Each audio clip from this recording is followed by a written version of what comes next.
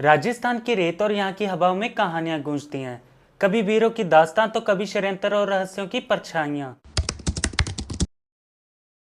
साल 2011 में एक ऐसी कहानी सामने आई जिसने पूरे प्रदेश की राजनीति को हिला कर रख दिया। एक औरत जिसके पास था एक ऐसा राज जिसे उजागर करना उसके लिए न्योता देने के बराबर था।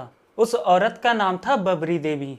मेरा नाम है रमन और चलिए इस रहस्यमय कहानी को शुरू करते हैं। बबरी देवी जोधपुर जिले के एक सरकारी हॉस्पिटल में नर्स थी। आम परिवार से आने वाली ये महिला धीरे धीरे बड़े नेताओं और राजनीति के संपर्क में आ गई। उसके बाद बबरी देवी की पहचान एक तेज तर्रार महिला के रूप में होने लगी। बबरी देवी की जिंदगी में एक ऐसा राज था जो कि पूरी राजस्थान की राजनीति को पलट के रख सकता था। ये राज छिपा था एक सीडी में।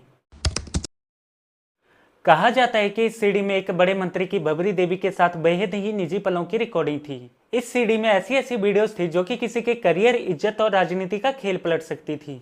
बबरी देवी ने इस सीडी का जिक्र अपने ही कुछ करीबी लोगों से किया था। वो जानती थी कि इस वीडियो के दम पे वह अपनी मांगे मनवा सकती है, जैसे कि पैसा, ताकत और इज्जत। लेकिन इस ब्लैकमेलिंग के चलते वो ये नहीं जानती थी कि ऐसा करके वो अपनी को न्योता दे रही है। जिन लोगों के राज इस सीडी में कहते वो हर पल चाहते थे कि ये वीडियो दुनिया तक ना पहुंचे। यही ब्लैकमेलिंग के चलते उन्होंने बबरी देवी के खिलाफ एक षड्यंत्र रचा। एक ऐसा षड्यंत्र जिसमें बबरी देवी के साथ दोस्ती की लकीर मिट गई और फिर शुरू हुआ का खेल। 1 सितंबर 2011 को बबरी देवी अचानक से गायब हो गई। परिवार का बुरा हाल था, रिपोर्ट लिखाई गई पर कुछ भी पता नहीं चला। जब बबरी देवी कई दिनों तक घर नहीं लौटी तो ये मामला पूरे प्रदेश में धीरे धीरे चर्चे का विषय बनने लगा। जब पुलिस पर बड़े नेताओं का बहुत ज्यादा दबाव आने लगा तो ये केस सीबीआई को सौंप दिया गया। सीबीआई कॉल डिटेल्स, रिकॉर्डिंग और गवाहों की मदद से इस केस को सुलझाने लगी। फिर सीबीआई को पता चलता है कि बबरी देवी को साजिश के तहत फंसाया गया था। पहले उसे बहाने से बुलाया और फिर किडनैप किया।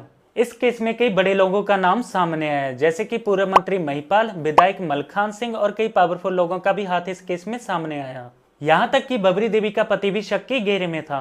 इन लोगों का उद्देश्य बबरी देवी को किडनैप करके डराने का नहीं बल्कि करने का था।